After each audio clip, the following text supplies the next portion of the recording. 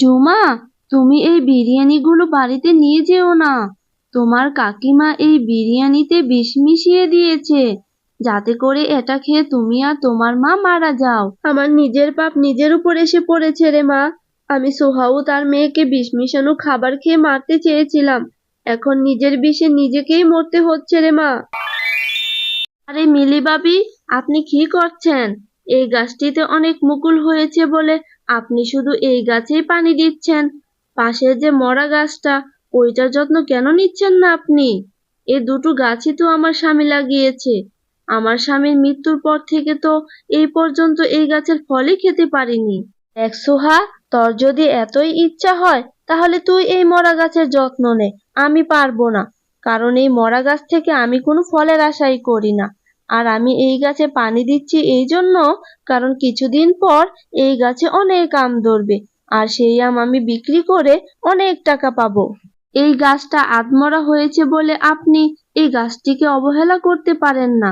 গাছ তো শুধু আমাদের ফলই দেয় না, গাছ আমাদের প্রয়োজনীয় জিনিস দেয়, অক্সিজেন দেয়, ছায়া দেয়। আর আমরা যদি এই গাছটার যত্ন নিই তাহলে তো এই গাছে অনেক ফলও ধরতে পারে। তোর যখন এতই শখ হয়েছে, তুই গিয়ে যত্ন নে, আমাকে কেন বলছিস? আর তুই তো জানিস আমি স্বার্থ ছাড়া কোনো কাজই করি না। এই গাছে পানি দিচ্ছি কারণ এই গাছে কিছুদিন পর ফল হবে, আর সেই ফল বিক্রি করে আমি অনেক টাকা পাবো, এই জন্য। ঠিক আছে ভাবি, তাহলে আপনি আপনার কেটলিটা আমাকে একটু দেন, আমি গাছটিতে পানি দিচ্ছি। গাছটার যত্ন নিলে যদি গাছটা প্রাণ ফিরে পায়। আর আমরা শুধু ফলের জন্যই কেন গাছের যত্ন নিব? গাছটা প্রাণ ফিরে পেলে তো আমাদের অনেক উপকারে আসবে, তাই না? আরে সোহা, এত বিরক্ত করছিস কেন? তুই তো দেখছিস আমি এই কেটলি দিয়ে পানি দিচ্ছি। তোর পানি দেওয়ার ইচ্ছে হলে বাড়ি থেকে কিছু এনে তারপর পানি দেস না। আমাকে অযথা বিরক্ত করিস না তো। এরপর মিলি শিয়ালিনী তার পানির কেটলি না দেওয়ায় সুহা শিয়ালিনী বাড়ি চলে আসে। মা, তুমি কোথায় গিয়েছিলে? আমি তোমাকে কত খুঁজেছি, কোথাও পাইনি। আমার অনেক খিদে পেয়েছে মা। আবার তুমি কোথায় যাচ্ছ কলস নিয়ে? আমাকে নিয়ে চলো মা, আমি তোমার সাথে যাব। আমি তোকে খাবার দিয়ে যাচ্ছি, ঘরে বসে খেতে থাক। মাঠে যে আম গাছটা আছে সেটা আধমরা হয়ে আছে, আমি সেই গাছে পানি দিয়ে আসি রে মা, এক্ষুনি চলে আসবো। এরপর সুহাসিয়ালিনী পানি ভর্তি একটা কলস নিয়ে চলে আসে গাছটিতে পানি দেওয়ার জন্য। আরে সোহা, অযথাই সেই গাছটিতে পানি দিয়ে সময় নষ্ট করছিস। এই গাছে পানি দিয়ে তোর কি লাভই হবে? এই আধমরা গাছটা তো তোকে কখনো ফলও দিতে পারবে না, শুধু শুধুই সময় নষ্ট করা। এইভাবে কেন বলছেন ভাবি? আল্লাহ যদি চান তাহলে সবই সম্ভব। আর আমি যে শুধু ফলের আশায় গাছে পানি দিচ্ছি তা তো নয়, আমি পানি দিলে এই গাছটা তার পান ফিরে পাবে। হ্যাঁ গো, শুনেছ? তোমার ছোট ভাইয়ের বউ তো আমাদের বাগানে যে একটা আধমরা গাছ আছে সেটার খুবই যত্ন নিচ্ছে। সে ভাবছে এই গাছটিতে নাকি অনেক ফল ধরবে, অযথাই সময় নষ্ট করছে। আমাদের গাছে যখন অনেক আম হবে তখন দেখবে আর শুধু আফসোস করবে। আরে বউ, ছোট গাছের যত্ন নিচ্ছে নিক না। আর গাছের ফল ধরানো কি এতই সহজ নাকি? আর মরা গাছে কি কখনো ফল ধরে? তুমি শুধু বসে দেখো, তোমার গাছে অনেক ফল ধরবে, তখন ছোট অনেক আফসোস করবে। এইভাবে পানি দিতে দিতে কিছুদিন পর সুহাসিয়ালিনী তার গাছটা দেখতে আসে, আর এসে দেখে গাছে অনেক পাতা হয়েছে, মুকুলও হয়েছে। আল্লাহ চাইলে সবই সম্ভব। গাছটাতে কি সুন্দর পাতা হয়েছে, আবার মুকুলও বের হয়েছে।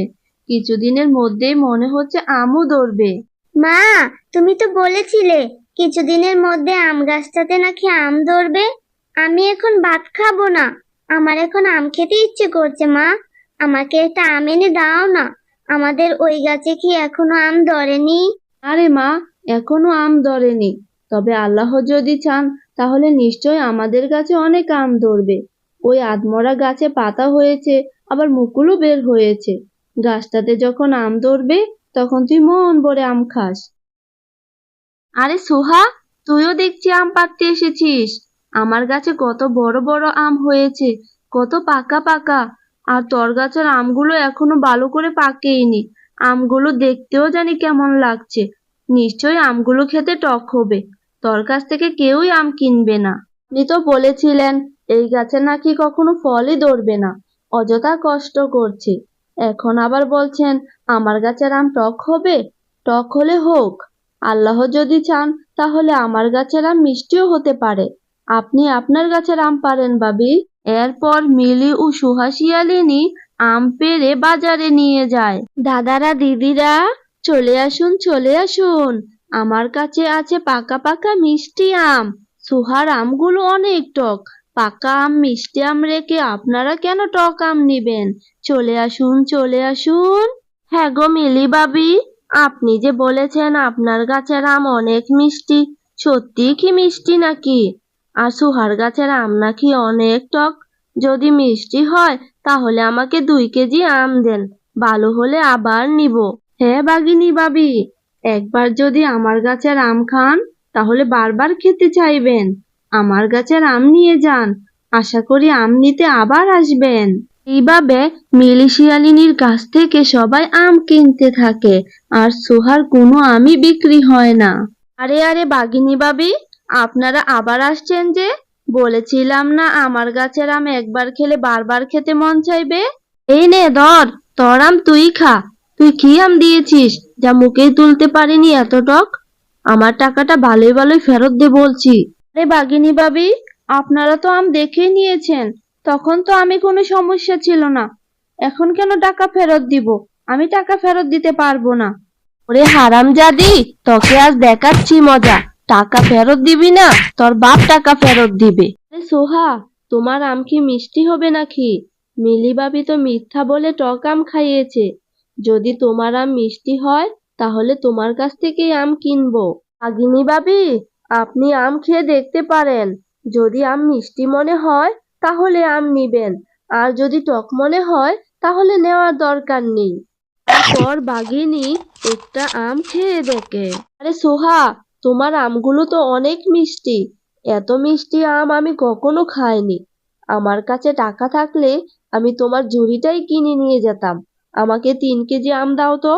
এইভাবে বনের সকল পশু পাখি সোহা শিয়ালিনীর কাছ থেকেই আম কিনতে থাকে, আর আম বিক্রি করে সোহা ও তার মেয়ের দিন ভালোই কাটতে থাকে। হ্যাঁ গো শুনছো, আজকে এই সুহার জন্য আমাকে বাঘিনী বাবির হাতে কি মারটাই না খেতে হলো। আমার সামনে এই সুহা কি সুন্দর করে আমগুলো বিক্রি করছে, আর অনেক টাকা রোজগারও করে ফেলেছে।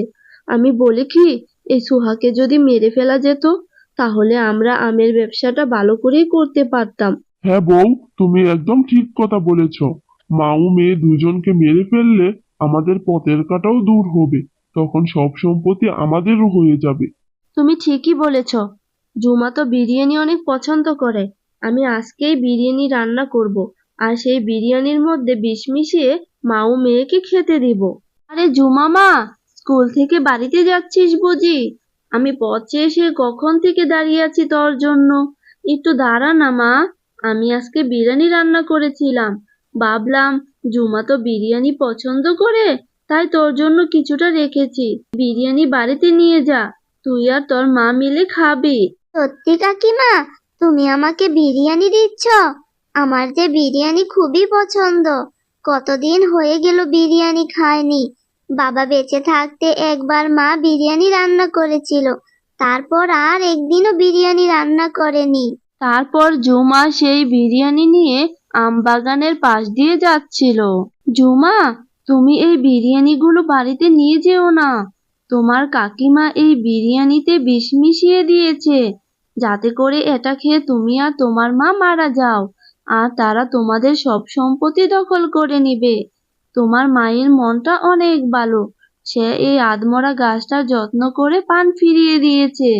তাই আমি চাই না তোমার আর তোমার মায়ের কোনো ক্ষতি হোক। তারপর জুমা আম গাছের নিচে বিরিয়ানি রেখে বাড়িতে চলে যায়। কিছুক্ষণ পর সেই রাস্তা দিয়ে মিলি শিয়ালিনীর মেয়ে তুলে যাচ্ছিল। এখানে দেখছি অনেক বিরিয়ানি পড়ে আছে। এই বিরিয়ানি বাড়িতে নিয়ে মাকে দিব। বিরিয়ানি পেলে মা অনেক খুশি হয়ে যাবে। মাকে গিয়ে বলবো এটা আমি কিনে এনেছি। দেখো, আমি তোমার জন্য বিরিয়ানি নিয়ে এসেছি। তুমি তো বিরিয়ানি অনেক পছন্দ করো, তাই আমি তোমার জন্য এটা কিনে নিয়ে এসেছি। আরে তুলিমা, তুই আমার জন্য বিরিয়ানি নিয়ে এসেছিস? কিন্তু আমার না বিরিয়ানির প্লেটটা খুব চেনা চেনা লাগছে। যাই হোক, আমার মেয়েটা আমাকে কত ভালোবাসে, আমার জন্য বিরিয়ানি কিনে নিয়ে এসেছে। এরপর মিলি শিয়ালিনী তার নিজের বিস্মাকানু বিরিয়ানিটা নিজেই খেতে থাকে। আরে তুলিমা, তুই আমাকে কি বিরিয়ানি খাওয়ালি? আমার গলাটা তো জ্বলে যাচ্ছে, আমি তো মরে যাচ্ছি রে। আমার তো মনে হচ্ছে এই বিরিয়ানির মধ্যে বিষ মিশানো ছিল রে। আমি মরে গেলাম রে, মরে গেলাম। মা, বিরিয়ানিটা আমি আম গাছের নিচে পেয়েছি। তোমাকে আমি মিথ্যে বলেছি মা। আমি ভেবেছিলাম বিরিয়ানি পেলে তুমি অনেক খুশি হয়ে যাবে। এরকম হবে আমি ভাবতে পারিনি মা।